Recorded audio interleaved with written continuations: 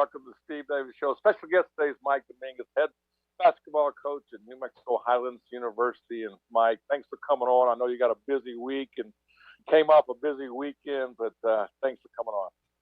No, thanks for having me. Always happy to do your show and get to talk with you. So I can't complain. Well, I tell you what, we have a lot to talk about. I mean, first of all, what a season you had. I mean, of basically trials and tribulation. I mean, if it's been one thing or another, it's just been very, very disruptive to your program. But kind of let's just go back over the last 4 weeks and let people kind of know what you've been going through. Yeah, we just, going into the year, had high expectations, thought we recruited talented guys and guys that we really liked. And coming off a year where we didn't get to play because of COVID, didn't really think too much of it, thought we would be fine. And I don't know, I guess now we're going through a lot of different things with injuries and sickness and COVID, that not playing last year. You can't get rid of it. I mean, it's affected us a little bit more than I thought it was going to. We lost a couple guys to ACL injuries early in the fall. Jalen Munn and Cameron Valencia, both guys that I expected to be, a part of our top group and contribute and do a lot of things for us. And then Jalen Domino Lovato fractured his foot right before conference play started. And he's going to be out for this season.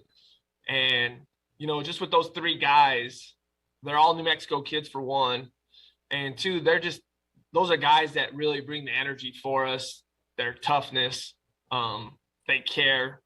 And losing them it's hurt us because they gave us so much. Jalen and both Jalen's had been in the program before and kind of knew what was expected, so they could help lead the new guys and the guys that hadn't played for us yet. So when we lost them, kind of took a little bit of almost like our heart and soul out a little bit, just because they bring so much life and energy to us. So that started it. And then, we had COVID 2 weeks ago and, we didn't get to play for 2 weeks and practice for, 6-7 days and guys in and out. But that's no excuse. Every team in America kind of has to go through it. And we're just learning to deal with it also. And unfortunately, it just hasn't gone our way. And, we haven't been able to win the close games. Well, I tell you, like you said, you've had, injuries and things, but your team, and I've been to most of the home games this year. I had a little COVID incident myself and couldn't make it to a few, but I tell you, the one thing you got to be happy, the effort and the energy that you've instilled in the players that haven't been played, and that's a great contribution to what you proved at this university is that your players, it's like the next man steps up and they get their opportunity, and it's rewarding to those people that weren't available or weren't in the lineup even 2 months ago. Yeah, no, we've had guys that had to step up and guys that got their chance and have patiently waited and have done well with it. We always tell all the guys you don't know when your time is going to come. And when you are, you got to be ready and make the most of it. And for us, our guys have done that. It's kind of been hitting, back and forth there's times we don't even have 10 guys to practice just because of injuries and COVID. And we were on Christmas break. So everybody else, the other kids that were redshirting were gone. But it's been good for our other guys that, haven't got to play a lot before, that now they have a chance to show what they can do. And, more than anything, I'm just happy that they're coming in and playing as hard as they can and giving us a chance. Well, Mike, I have 1 year of eligibility left. I thought I'd let you know. I'm not to throw anything out, but if you need a practice player. Yeah, well, we're down 2-5. I could probably last 10 or 15 minutes. So if you could save me for that role, I'd appreciate it. So. Okay, well, we'll have to keep that in mind. We're down 2-5, Ben. So we'll take any big bodies we can get. Well, I tell you, this last weekend, heartbreakers. But I tell you, for a guy that has probably knows a lot of what's going on with your program this year. I tell you, what an entertaining weekend. If anybody watched those games, maybe not for you, what an entertaining game for you, but I tell you, the effort and the energy that I saw on that court, it was just it was fun to watch, and I wanted to appreciate you for letting me call the games and do those things. But it was it was a long ride home on me for Saturday night because I got emotionally involved with the game, and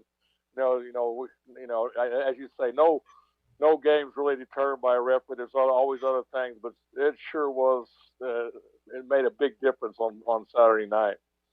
Yeah, things didn't go our way at times, and that's going to happen. Calls aren't always going to go your way. At the end of the day, it still comes down to us. And for us this season, we just haven't been able to put a whole 40 minutes together. We've been really good in spurts, 30 minutes, 35 minutes, but we haven't put 40 minutes together. And to win in college basketball, you have to put together a lot of 40-minute games in order to win. And we just haven't done enough, whether it be, some games it's missed free throws, some games it's defensive lapses at times, sometimes it's offensive rebounding we're giving up. And then sometimes we're just not hitting shots, and on Saturday against Metro State, we led for, I think, 32 of the 40 minutes or 33 of the 40 minutes. And, shots just didn't go down for us at the end of the game that they normally do.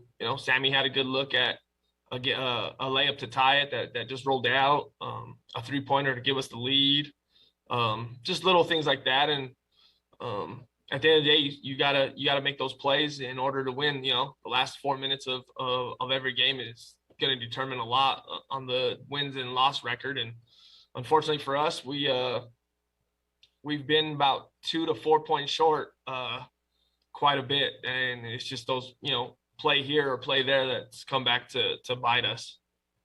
Well, if you look back at all your losses, you've been competitive in every game, maybe except for one or two. But that, and like you said, you got to.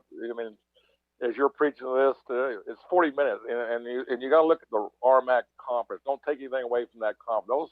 You have to play 40 minutes, and every team in the RMAC has to play 40 minutes. Or they're going to lose that night. Yeah, no, you have to bring it, and there's good teams. There's well-coached teams in this league, and you can never just show up and think you're going to win. You gotta play for 40 minutes, and you got to play the right way. And that's not having defensive lapses or giving up offensive rebounding or doing stuff that's going to beat you at the end of the game. And for us, like you said, we've been in every game. I think Black Hills and Mesa are probably the only two games we haven't been in. Every other game has been a 1 to 2 possession game with under 2 minutes left. And, in college, if you'd have told me that before the season, that we're going to have that many games within one possession going into the last 2 minutes, I would sign up for it every day. I'll tell you what, we're going to the Green Style Top 10 Plays of the Week and come back and talk more New Mexico Highlands basketball.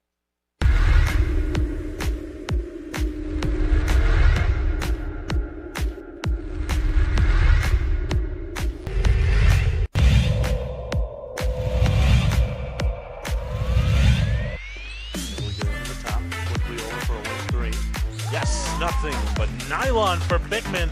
That's her third three already for the sophomore.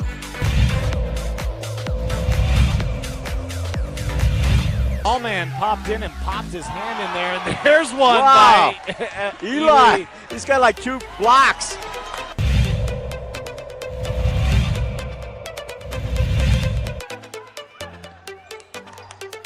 Nice pass to Hanks. Lays up. That's the way to break the press. Great job by Los Lunas there.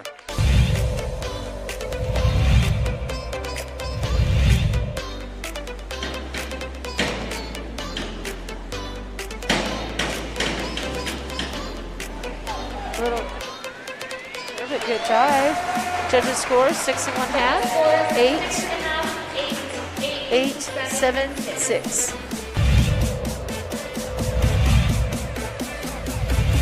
Again, just able to step through it, but then there's Gallegos into the passing lane. He'll lay it up and in. We're stealing the layup for Damian Gallegos.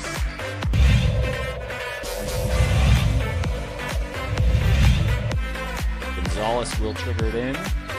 Oh, nice little move.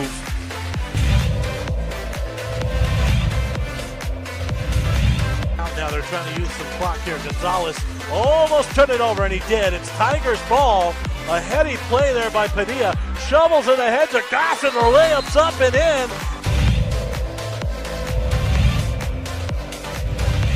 Misses, and now the rebound picked up. Goes to Eli. Boom!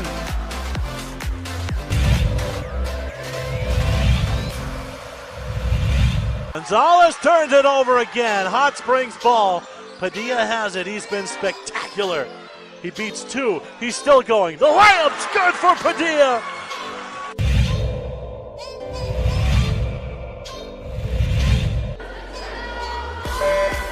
And they're off in the water. In lane 1, we have Caroline Burrell from El Dorado. Lane 2, Aubrey Rice from Rio Rancho. Lane 3, Angeline McGregor from Sandia. Lane 4, Ava Schlosser from Cleveland. Lane 5, Ella Dornbos from Albuquerque High. Lane 6, Gracie Espinoza from Cleveland. Lane 7 is open, and lane 8, Adrian Gibson from El Dorado. It's going to be a tight race. I'm not going to be able to call who's going to win this, guys. It's between lane 4 and 5.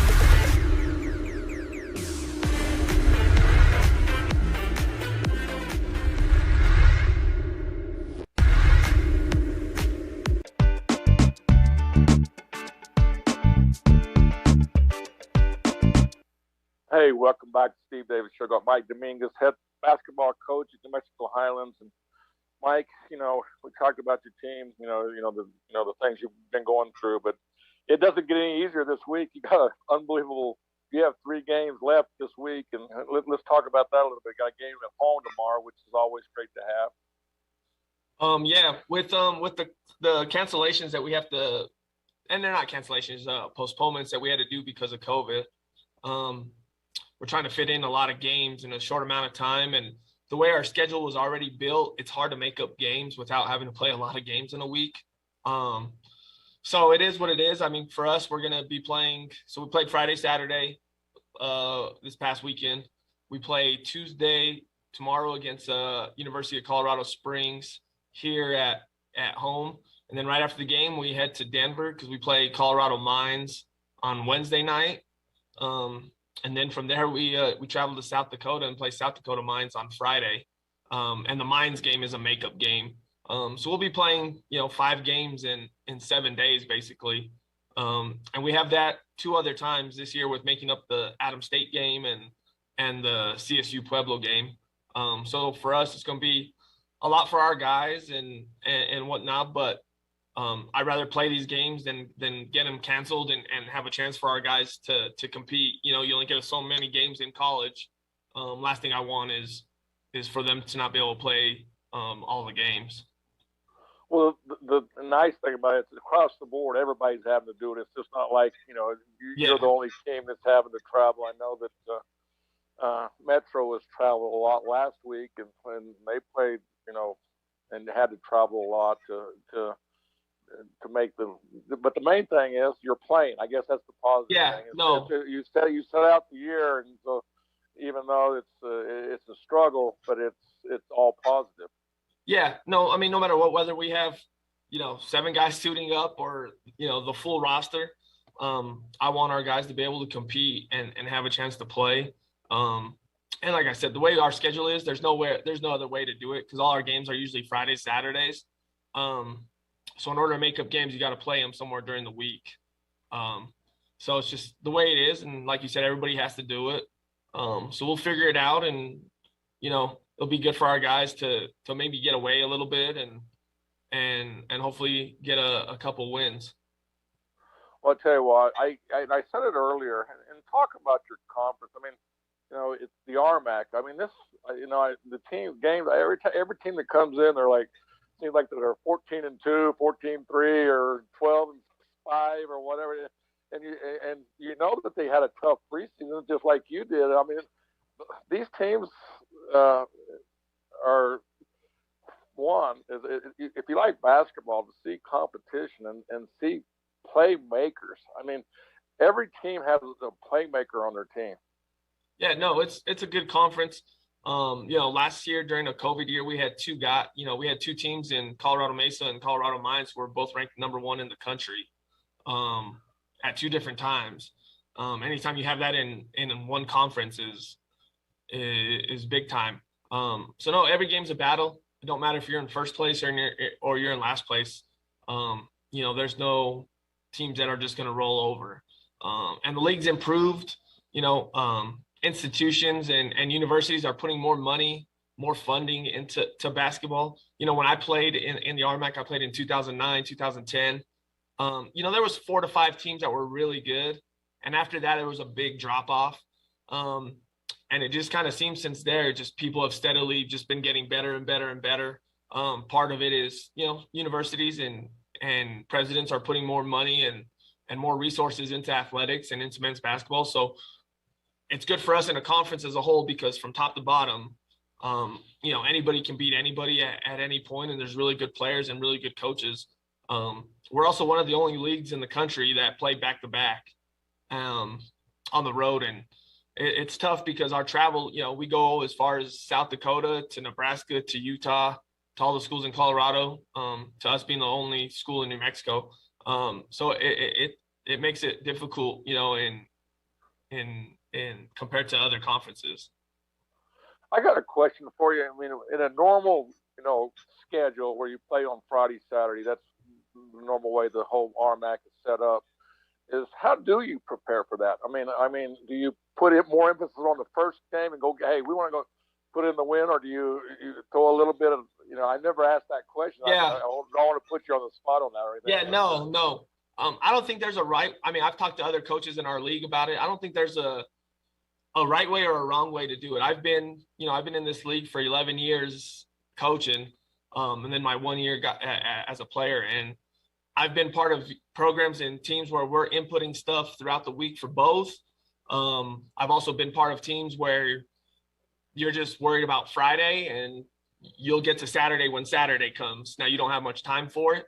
For us, what we do is we kind of we prepare for just the game that's next, So if we play Friday, we're preparing for Friday. Obviously I'm watching film and doing those kind of things. Where if I think I need to install something really important Saturday, that's kind of out of the norm of, maybe a way a team plays, I'll introduce it in practice a little bit just so the guys kind of know. But for the most part, we kind of try to just concentrate for Friday. It also goes back to the style we want to play. Now, we haven't been able to play it this year because of injuries and depth and things like that. But I think when the way we usually press, you've seen us, we want to press on every dead ball and every make in a normal, year. And I think that makes it hard for teams to prepare for us with Friday, Saturdays. Because if you play us on a Saturday, are you working on it throughout the week of practice? Are you just concentrating on Friday? So I think our style also puts other teams in a predicament of how they're going to prepare for us. Well, I tell you, I had that question because when I played in the Western Athletic Conference, dating myself, we had games on Thursday, Saturday. So it's kind of like we put like Monday, Tuesday, we put all the emphasis on the Thursday night game. And then on Friday, we put in, not as intense because of travel and not wearing players out tiredness. I mean, I'm just saying, there's a lot of moving parts when you have back-to-back games and you're playing against top-notch teams. Everybody in the RMAC, there's not a letdown in that whole conference. No, and we try to have our guys just concentrate on the game that's ahead. I let me and my assistant coach kind of worry about the Saturday stuff, and we'll prepare our guys as best we can after Friday's game and go from there. But to answer your question, I don't know if there's a right way or a wrong way. Coaches have done it all over the league different. I've been part of teams that prepare for both, that prepare for one. And, some seasons we have good seasons and some are just okay. I don't think it makes a difference one way or the other on how you do it. I think it's whatever's best for your team that year and how they can handle and respond to things. Hey, Mike, we're going to take a break. We're going to come back and talk more about New Mexico Highlands basketball. Well, I'm going to the frontier, walking to the cashier, order up a root beer and a number one. Cover it with green stuff, one scoop is not enough. Find a booth is real tough, back by the Duke. Meet my family, meet my friends in the quirkiest restaurant I have ever been. All of Albuquerque's favorite spot, it's the Frontier Restaurant. The Frontier Restaurant is a proud supporter of ProView Networks.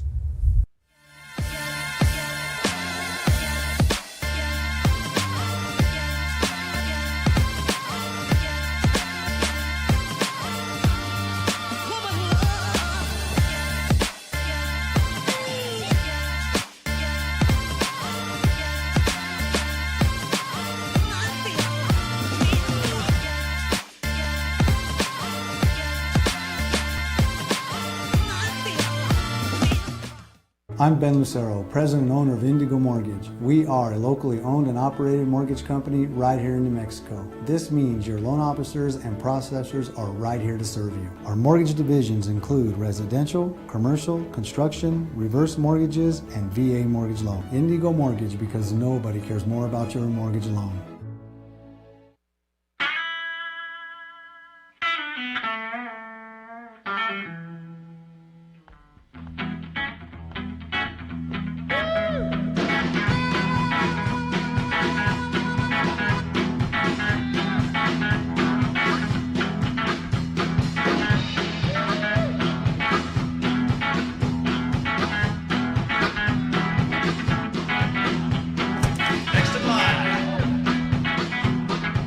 Rudy's is a proud supporter of ProView Networks. For your business or your home, Valley Fence stands alone. We're number one in New Mexico for a reason. It's the best fence you can own. Proudly serving New Mexico for over 50 years. At Valley Fence, the difference is clear. No fence too big, too small, or difficult. We handle them all at Valley Fence Company.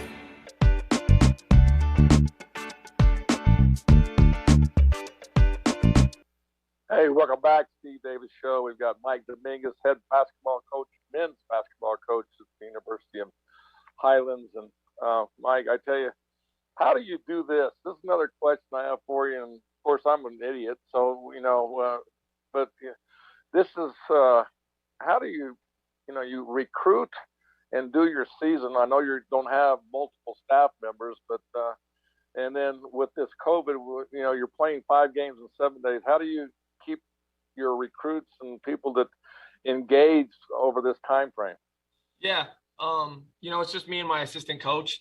I don't know it any other way. You see these Division I schools and Division II schools that have more support staff. I don't even know what's that like. So for me, this is kind of a natural and normal season. But for recruiting wise, I mean, it's just like any other year for us. It's all about relationships.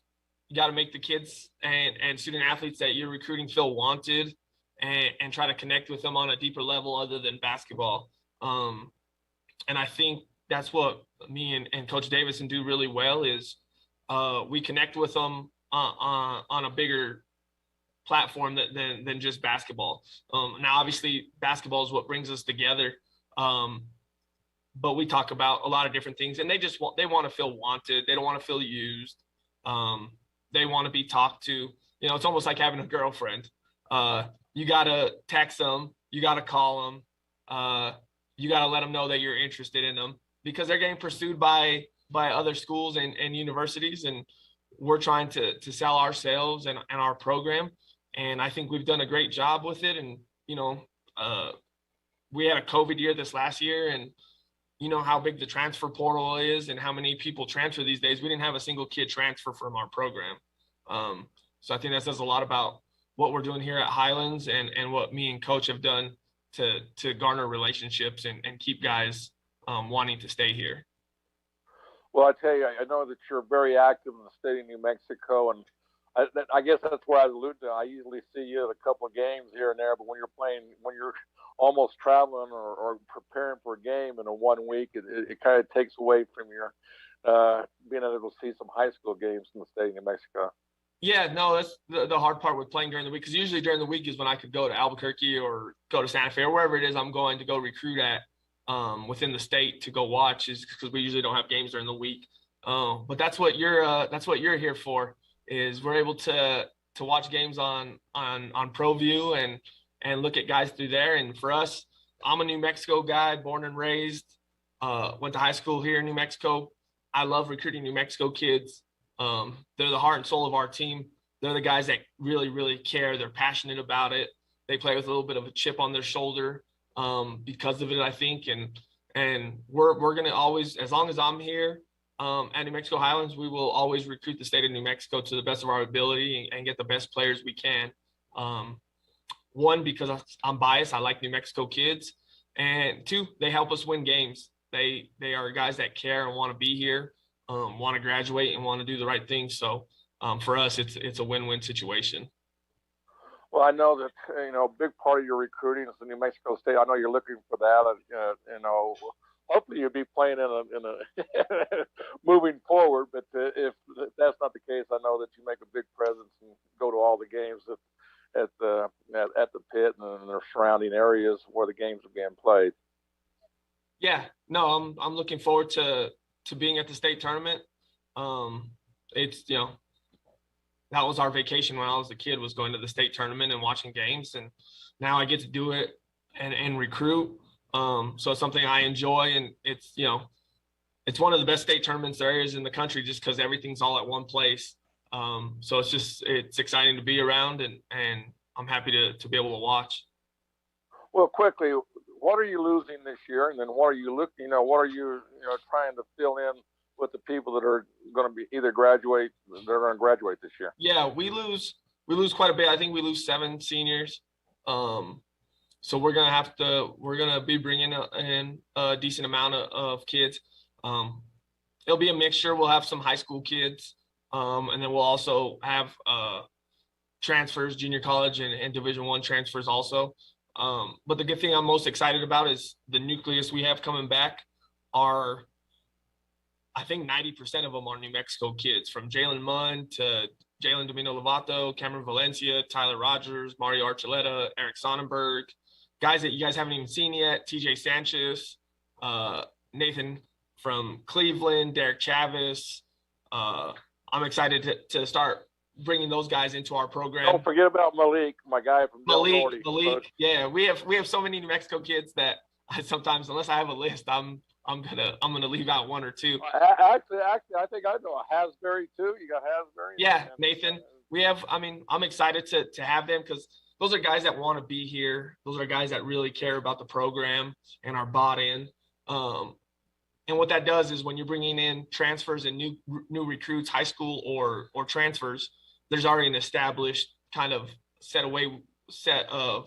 a way we do things here. So it's easy for our guys to just kind of fall into place, because we have guys that have been in our program for 2-3 years. Well, Mike, I tell you what, I want to say I'll be up tomorrow. People need to get on it. We're going to try to put this game on Comcast Channel 26 for both the girls and boys basketball programs, and I just want to thank you for your hospitality that you give me and ProView, the guys that work for ProView, and we'll see you up there tomorrow. And good luck for tomorrow. And I know it's going to be a tough road trip week, but that's why you make the big dollars. Yeah, no, it's why you get to play college basketball, man. If you're not excited to be playing games, then you shouldn't be in this industry. So we're excited and appreciate you guys doing our games and having us. It's big for just our university and then the state of New Mexico and how we recruit. So we appreciate it as well. Hey, thanks for coming on the Steve Davis Show. All right, awesome. Thank you.